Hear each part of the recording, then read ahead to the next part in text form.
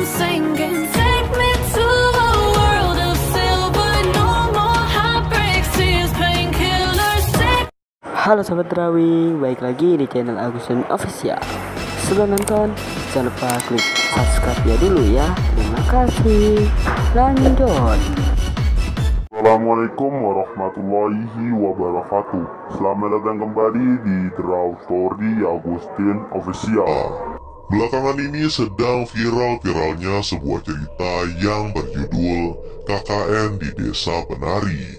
Cerita ini pertama kali ditulis dan diposting oleh akun Twitter yang bernama @simplem813785523. Cerita ini sangat panjang sekali dan setelah kubaca, ternyata ceritanya sangat menarik untuk dibahas. Sehingga banyak sekali YouTuber-YouTuber yang membahas cerita yang diduga diambil dari kisah nyata yang terjadi kepada para mahasiswa saat melakukan KKN di suatu desa terpencil. Dari banyaknya video pembahasan tentang cerita ini, mungkin videoku ini sedikit berbeda karena aku akan merangkum ceritanya sesingkat mungkin dan mengilustrasikannya melalui gambar yang biasa disebut dengan nama draw story atau cerita bergambar. Tapi sebelum aku mulai ceritanya, buat kalian yang belum subscribe channel ini, kalian bisa langsung tekan tombol subscribe-nya sekarang juga nih,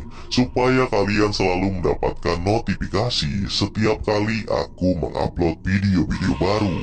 Oke, gak usah basa-basi lagi, ku yakin kalian juga udah tahu info-info tentang cerita ini, jadi tidak perlu aku bahas lagi. Dan inilah dia cerita KKN di Desa Penari, versi Draw Story Rudy WFA.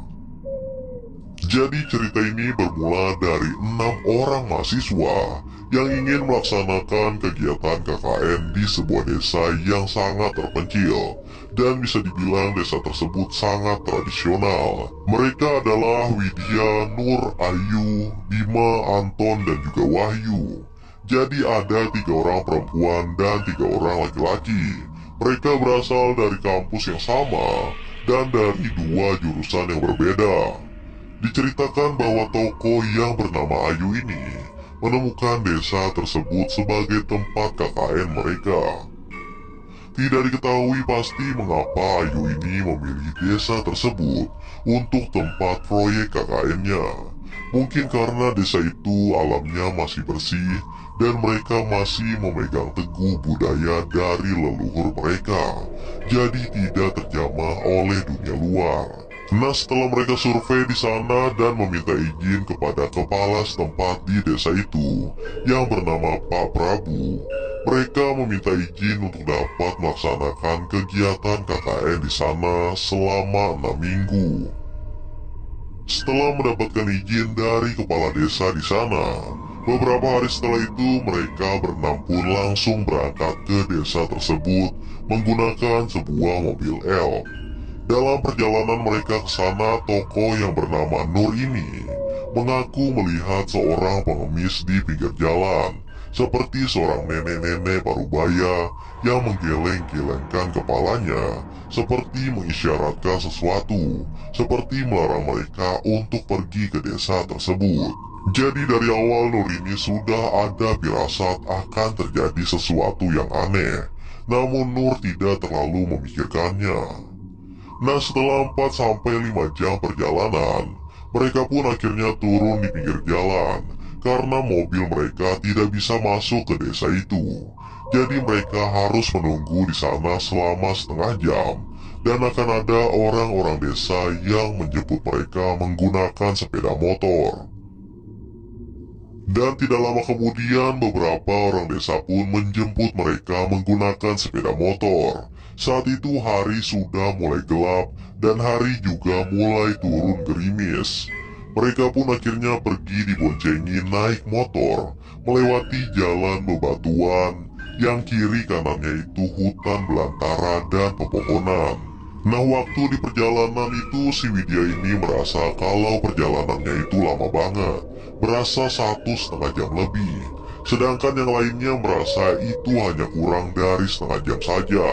Lalu di tengah perjalanan si Widya ini mendengar suara-suara musik gamelan dari dalam hutan, seperti suara musik tradisional Jawa. Dan ternyata bukan hanya si Widya saja yang mendengar suara itu. Ternyata si Nur ini juga mendengar suara gamelan dari dalam hutan tersebut.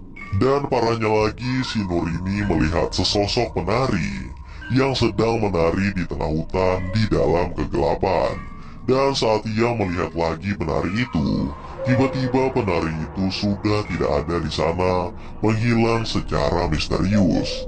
Sesampainya mereka di desa itu, akhirnya mereka disambut oleh Pak Prabu.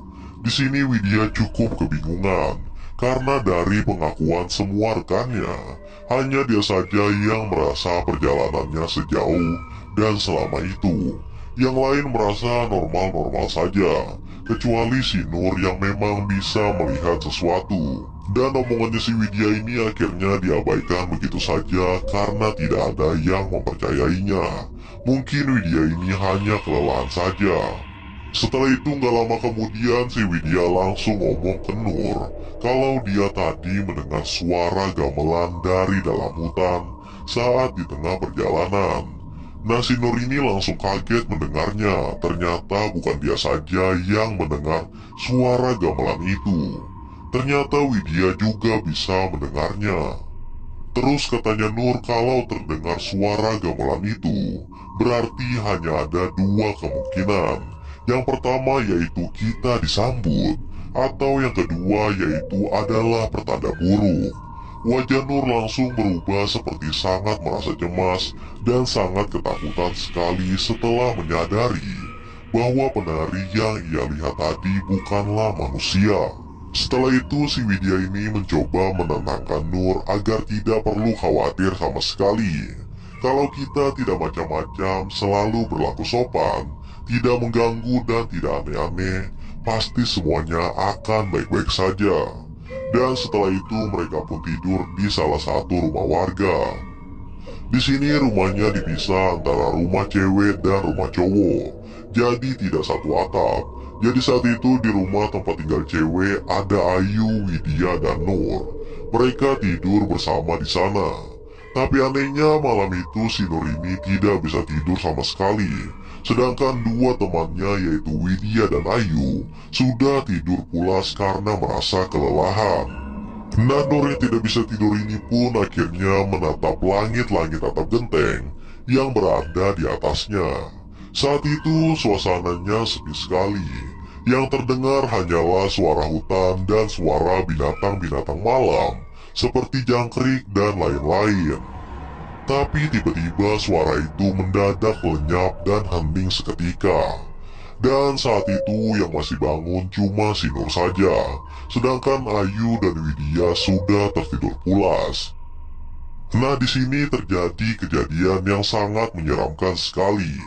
Dari celah-celah atap di atasnya, ia melihat ada sesosok makhluk hitam besar dengan mata merah menyala yang menatap ke arah Nur, yang mana sosok tersebut diyakini sebagai hantu genderuwo. Si Nur ini sangat ketakutan dan langsung menarik selimutnya untuk menutupi wajahnya. Lalu ia membacakan ayat kursi, yang mana makhluk ini justru malah menjadi semakin marah dan mulai menjatuhkan berbagai benda-benda di kamar itu. Namun si Nur ini tetap membacakan ayat kursi tersebut hingga makhluk itu benar-benar menghilang. Jadi sebenarnya Nur ini adalah mantan anak pesantren, sama seperti Bima. Jadi dia hafal banyak ayat-ayat suci Al-Quran dan tahu bagaimana cara untuk mengusir makhluk tak kasat mata seperti itu.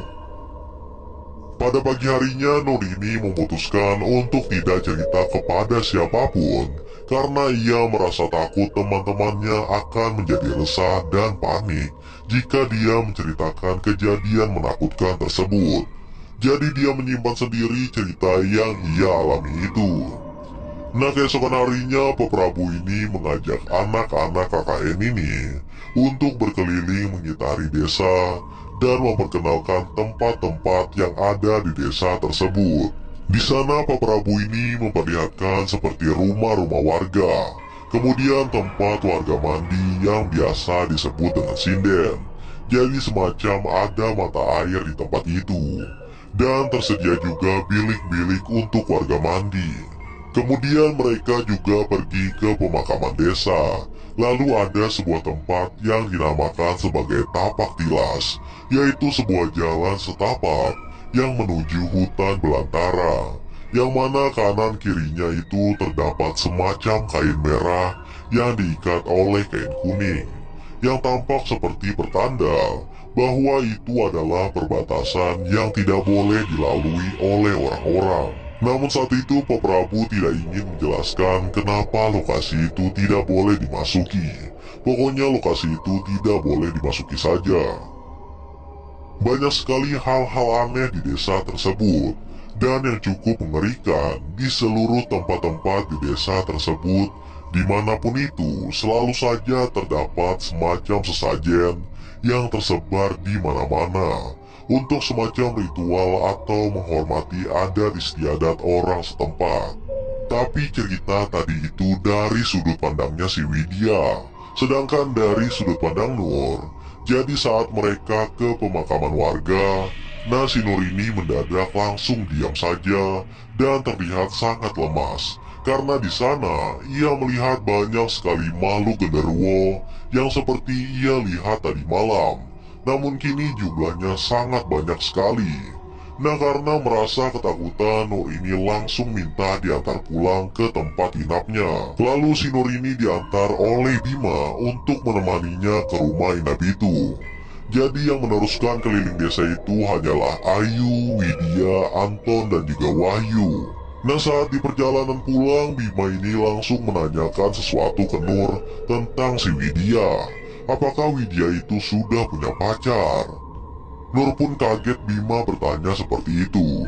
Dan dari situlah Nur ini tahu kalau sebenarnya Bima ini suka sama si Widya.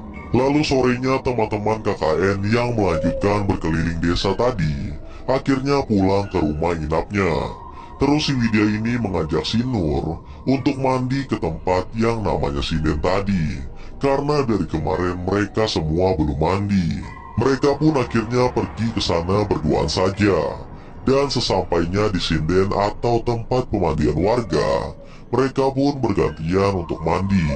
Jadi ada satu orang yang mandi dan satunya lagi berjaga di luar. Takutnya nanti ada cowok yang mengintip. Nah di sini kalau menurut versinya Nur, yang mana sejak awal ia memang memiliki firasat buruk, tapi ia berusaha untuk memberanikan diri dan ia pun mulai mandi di sana.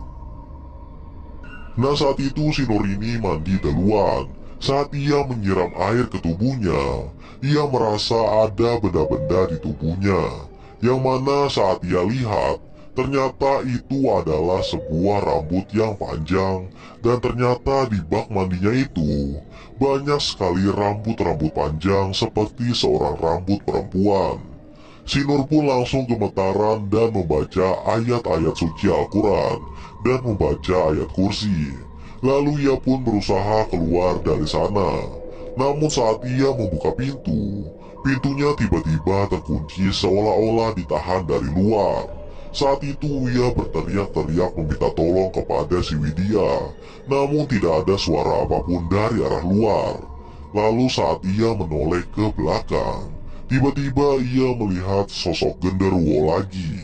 Dengan cepat Nur mengambil sebuah batu kecil dan membacakannya doa-doa. Lalu ia melemparkannya ke makhluk menyeramkan itu. Dan akhirnya genderuwo itu pun langsung pergi meninggalkannya. Lalu akhirnya pintu itu pun terbuka dengan sendirinya. Dan si Widya ini kebingungan melihat wajah Nur yang tampak ketakutan. Namun sekali lagi si Nur ini memilih untuk diam dan tidak menceritakannya kepada si Widya. Takutnya Widya akan ketakutan. Dan akhirnya bergantianlah si Widya yang mandi di dalam bilik tersebut. Dan kalau dari versinya si Widya, waktu dia mandi itu ia merasa seperti ada orang lain yang juga berada di dalam bilik tersebut. Tapi ia tidak melihat ada orang lain di dalam sana. Dan dari sudut pandangnya si Nur, Jadi si Nur ini pas lagi di luar itu, ia mendengar suara nyanyian seperti gumaman yang biasa disebut kidung. Saat ia mencari sumber bunyi itu, ternyata suara itu berasal dari dalam bilik yang ada si Widyanya. Tapi itu jelas bukanlah suara si Widya, dan itu membuat dia sangat penasaran. Karena takut kenapa-napa dengan si Widya, akhirnya si Nur ini memberanikan diri mencoba mengintip sedikit ke dalam bilik. Dan di sana bukannya melihat si Widya, si Nur ini melihat sesosok penari yang pernah ia lihat sewaktu pertama kali ia datang ke desa itu. Yang mana penari itu membasuh badannya dan lalu menoleh ke arah Nur dan tersenyum kepada Nur.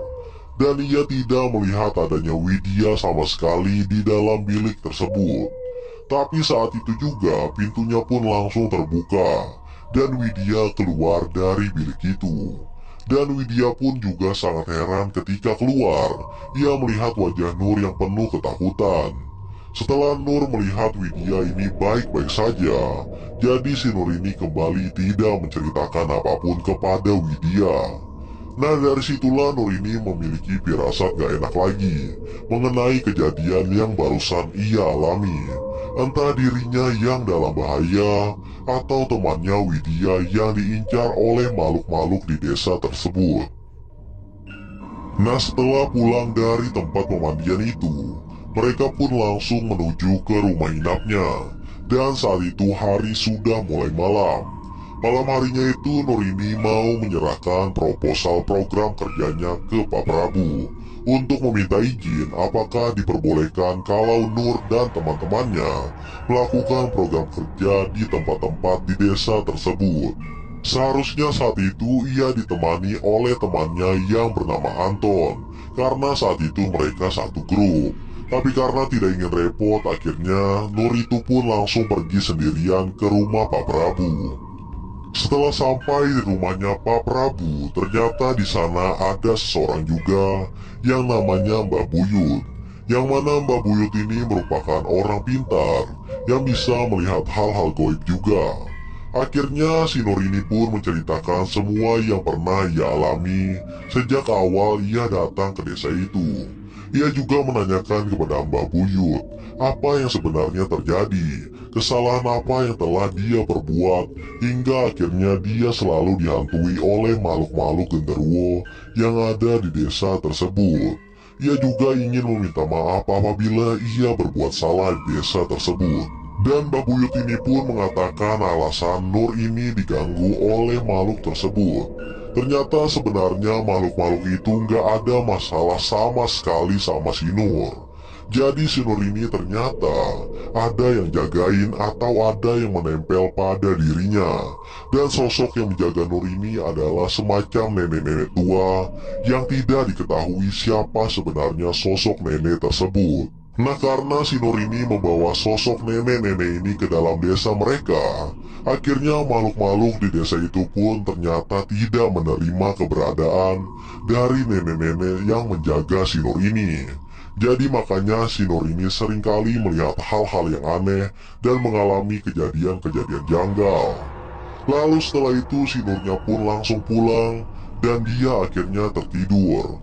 Dan setelah itu ia memimpikan sesuatu yang sangat aneh.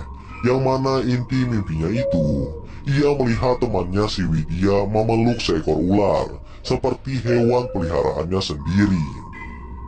Keesokan harinya akhirnya anak KKN ini mengerjakan program kerja mereka masing-masing yang dibagi menjadi 3 kelompok. Nur dengan Anton, Bima sama Ayu, dan Widya dengan Wahyu. Jadi ada 3 kelompok dan daerah mereka melakukan program kerjanya juga berbeda-beda. Jadi mereka berpencar sesuai dengan kelompoknya masing-masing. Nah saat mereka lagi mengerjakan proker tersebut, saat itu si Anton curhat sama si Nur tentang Bima yang tiba-tiba menjadi aneh. Katanya Bima ini suka ngomong sendiri dan sering terdengar suara perempuan dari kamarnya. Dan saat dicek ternyata tidak ada siapapun di sana.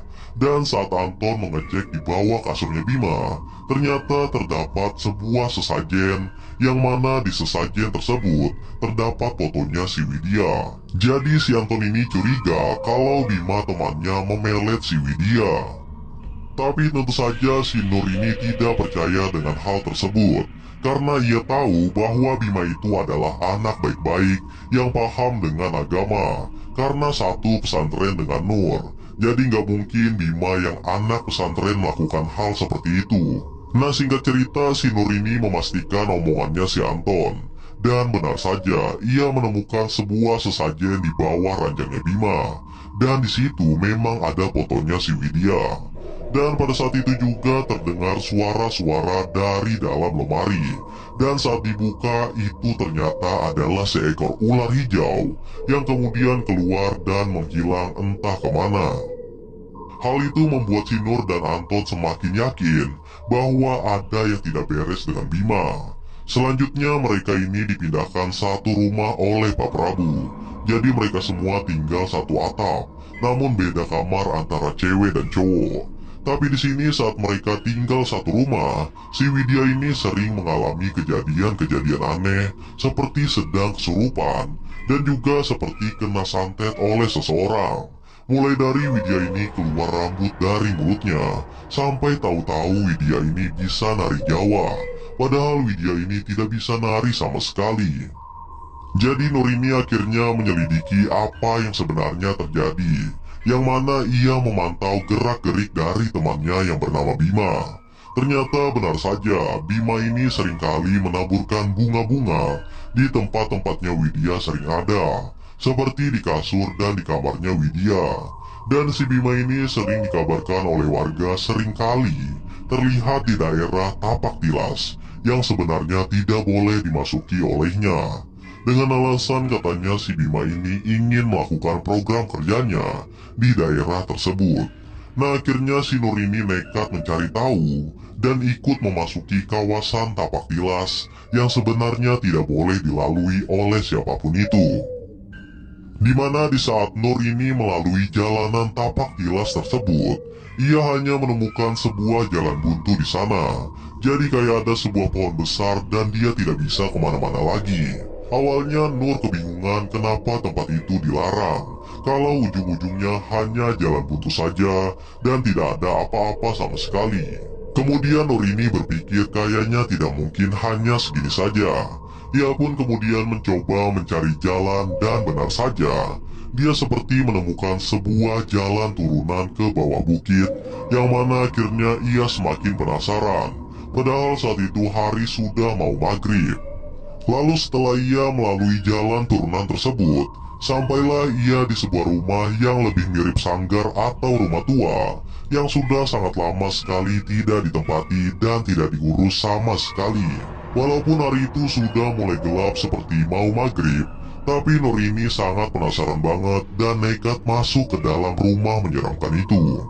Di dalamnya ternyata terdapat semacam alat-alat musik gamelan tradisional Jawa, seperti gendang dan alat-alat musik tradisional lainnya, yang semuanya itu terlihat sangat tua dan berdebu, dan sepertinya tidak pernah digunakan lagi. Katanya Pak Prabu dan Mbah Buyut, tempat itu sebenarnya adalah sebuah tempat yang dulunya digunakan sebagai tempat ritual orang-orang desa setempat untuk penolak bala. Tapi karena banyaknya terjadi tumbal, maka tempat itu pun ditutup dan tidak boleh dimasuki oleh siapapun. Akan tetapi hal yang paling mengejutkan yang ditemukan oleh Nur di sana adalah Nur mempergoki temannya si Bima dan Ayu ini sedang melakukan hubungan dewasa. Jadi mereka berhubungan badan di tempat menyeramkan tersebut. Pastinya Nur ini kaget banget melihat kejadian itu. Ayu dan Bima pun lebih terkejut lagi ketika dipergoki oleh Nur. Jadi Ayu merasa sangat malu terhadap Nur dan memohon-mohon agar Nur tidak memberitahukannya kepada siapapun. Lalu Bima juga berjanji akan menikahi Ayu saat lulus kuliah nanti. Jadi Bima dan Ayu ini melakukan kesalahan yang sangat besar sekali, di mana mereka tidak hanya melakukan hubungan terlarang, tapi mereka juga melakukannya di tempat yang sangat-sangat terlarang. Pastinya kalian kebingungan kenapa bisa Bima sama Ayu. Padahal sejak awal Bima ini jelas banget suka sama si Widya, bahkan sampai ingin memelet si Widya. Nah, singkat cerita, si Nur ini menemukan benda-benda aneh di dalam tas milik Ayu. Jadi sejak kejadian itu, Nur terus-terusan memperhatikan gerak-gerik Bima dan Ayu. Karena makin hari si Widya ini menjadi semakin aneh dan mengalami kejadian-kejadian yang tidak masuk akal. Dan tanpa sengaja, si Nur ini menemukan sebuah selendang penari yang ada di dalam tas milik Ayu. Lalu juga di saat Nur menginterogasi Bima, yang mana Bima akhirnya mengaku dia mendapatkan sebuah mahkota kecil yang biasa digunakan di lengan oleh para penari pada zaman dulu. Nah, Bima ini mengaku diberi oleh seorang perempuan di tengah hutan. Katanya mahkota itu bisa membuat semua wanita manapun tunduk di hadapannya. Dan mahkota itu diberikan Bima ke Ayu agar Ayu bisa membantunya memberikan ke Widya. Jadi Widya bisa tergila-gila ke Bima. Lalu Nur ini langsung mencari mahkota tersebut di kamarnya si Widya.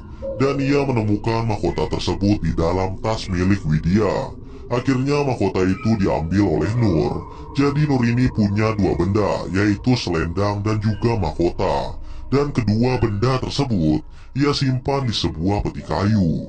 Tapi setelah Nur menyimpan dan menyembunyikan kedua benda sakral tersebut, tiba-tiba ada seorang warga yang kesurupan.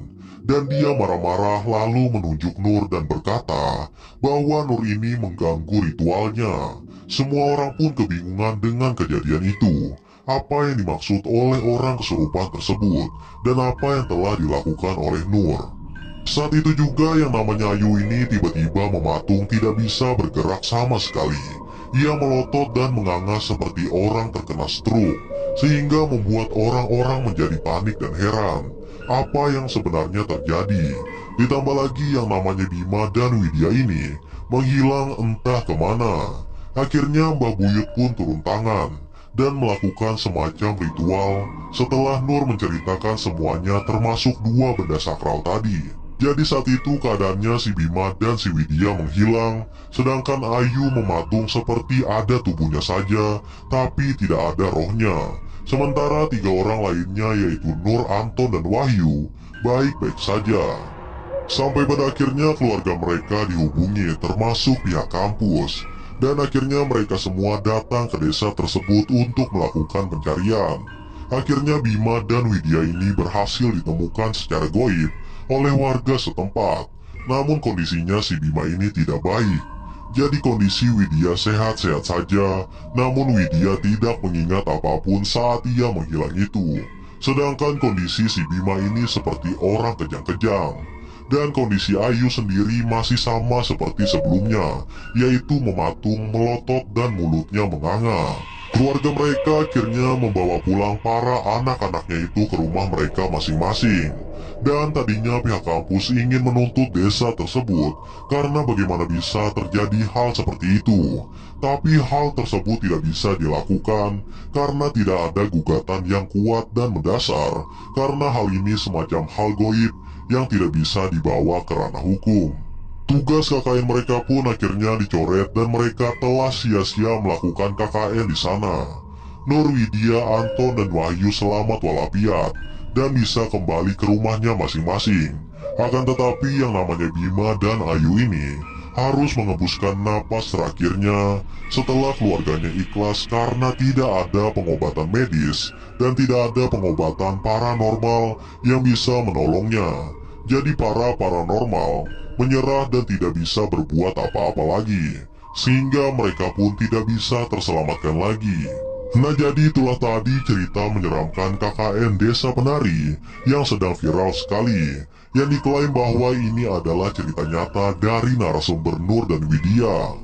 Namun tentu saja ini hanyalah nama samaran untuk menyembunyikan identitas asli dari para tokoh yang ada di dalam cerita ini. Bahkan ceritanya pun sedikit diubah serta nama tempatnya yang selalu disamarkan oleh sang penulis agar lokasi ini terus menjadi rahasia. Tentunya cerita ini menjadi pelajaran untuk kita semua agar dapat menjaga sikap dan perilaku kita apalagi saat bertamu ke rumah orang.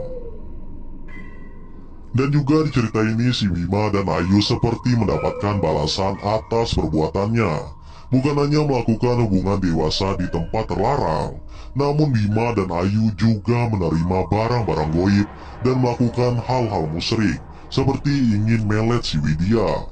Sedangkan Ayu ini masih menjadi misteri, di mana dia menemukan barang berupa selendang tersebut. Kalau menurut Mbah Buyut sendiri, selendang tersebut merupakan selendang penari, yang mana siapapun orang yang memiliki selendang tersebut, maka ia mampu menaklukkan pria manapun.